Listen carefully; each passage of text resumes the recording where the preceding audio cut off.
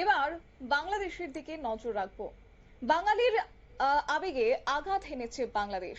গতকালকের যে ঘটনা, যা জুড়ে রীতিমতো একটা বাঙালির আবেগে আঘাত হানার মতোই একটা বিষয় বলে প্রত্যেকেই মনে করছেন।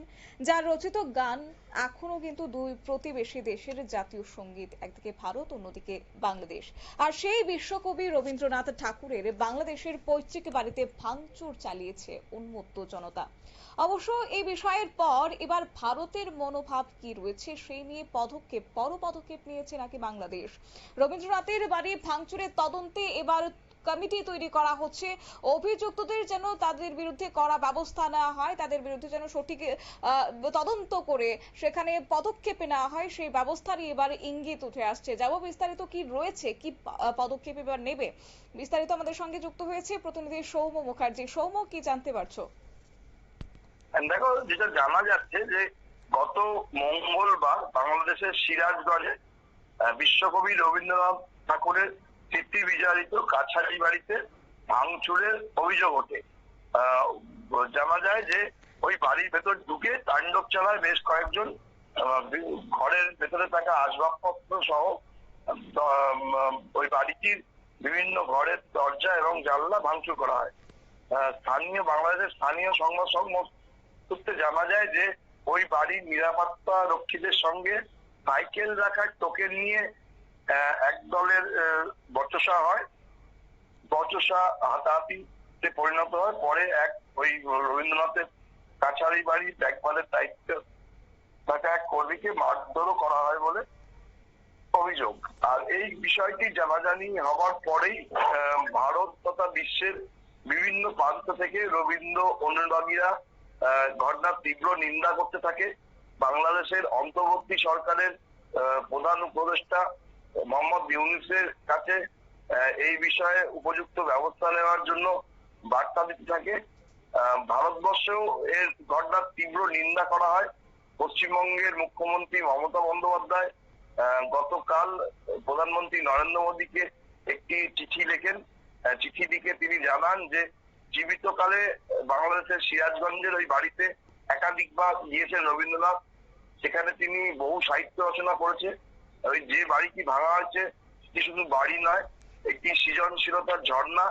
এই নিয়ে যাতে প্রতিবেশী বাংলাদেশের সাথে কেন্দ্রীয় সরকারের তরফ থেকে কথা বলা হয়, সেই বিষয়টিও তিনি ওই চিঠিতে উল্লেখ করেন। এবং ঘটনাটিকে দুর্ভাগ্যজনক বলে উল্লেখ করে এই ঘটনা ভারতের গর্ব ও সংস্কৃতিতে আঘাত বলে তিনি অভিযোগ করেন।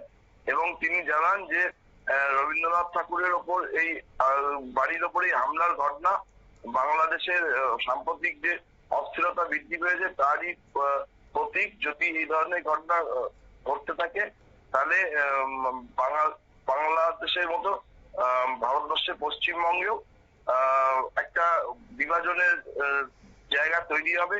এখানেও একটা গন্ডগোল তৈরি হওয়ার সম্ভাবনা রয়েছে। এবং রবীন্দ্রনাথ ঠাকুরের উপর হামলার এই তীব্র নিন্দা করে তিনি কেন্দ্রীয় সরকারকে ব্যবস্থা নিতে বলেন, যাতে প্রতিবেশী দেশের অন্তর্বর্তী সরকারের সাথে নয়াদিল্লি কথা বলে, সেই ব্যাপারে তিনি অনুরোধ জানান। আর তারপর পরই জানা যাচ্ছে যে ভারতের তরফ থেকে রীতিমতো কড়া বার্তা দেওয়া হয় বাংলাদেশকে। ঢাকাকে জানানো হয় যে যদি এই ধরনের ঘটনা ঘটতে থাকে তাহলে ভারত কিন্তু কড়া পদক্ষেপ নেবে। আর ভারত এই ব্যাপারটায় অসন্তুষ্ট বুঝতে পেরে ঢাকা তৎপর হয়ে ওঠে। জানা গেছে যে রবীন্দ্রনাথের সিরাজগঞ্জের কাছারি বাড়িতে এই হামলার ঘটনায় ইতিমধ্যেই বাংলাদেশের অন্তর্বর্তী সরকারের তরফ থেকে একটি তদন্ত কমিটি গঠন করা হয়েছে। স্থানীয় থানায় ভাঙচুরের অভিযোগ দায়ের করে এই ঘটনায় যারা জড়িত সেই সমস্ত অভিযুক্তদের সন্ধানে তল্লাশি চালানো হচ্ছে। তাদের বিরুদ্ধে কঠোর ব্যবস্থা নেওয়ার ইঙ্গিত দিয়েছে অন্তর্বর্তী সরকারের প্রধান মোহাম্মদ ইউনূস। সমাপ্তি। একেবারে ধন্যবাদ। অর্থাৎ বর্তমান বাংলাদেশে আর কি কি দেখতে হবে এই প্রশ্নটা কিন্তু এখন বারবার উঠে আসছে, যেখানে প্রত্যেকটা জায়গা থেকে স্মৃতি সরিয়ে দেওয়া হচ্ছে। এবার বাদ যাচ্ছে না রবীন্দ্রনাথের পৈতৃক বাড়িতেও ভাঙচুর চালানো হয়েছে রীতিমতো। যদিও বর্তমানে বাংলাদেশের প্রশাসন তারা বলছেন যে তদন্ত করবেন, ইতিমধ্যে ভারত কিন্তু এবার কড়া পদক্ষেপ নিতে বাধ্য হবে যদি না সেখানে বাংলাদেশের কোনো প্রশাসন ব্যবস্থা গ্রহণ করে। আর ভারতের মনোভাব বুঝে এবার বাংলাদেশের পক্ষ থেকে তদন্ত কমিটি গঠন করা হয়েছে। আগামী দিনে কোন মোড় নেয় সেটা অবশ্য সময় সাপেক্ষ। নিয়ে নিচ্ছি ছোট্ট একটি বিজ্ঞাপন বিরতির, সঙ্গে থাকুন।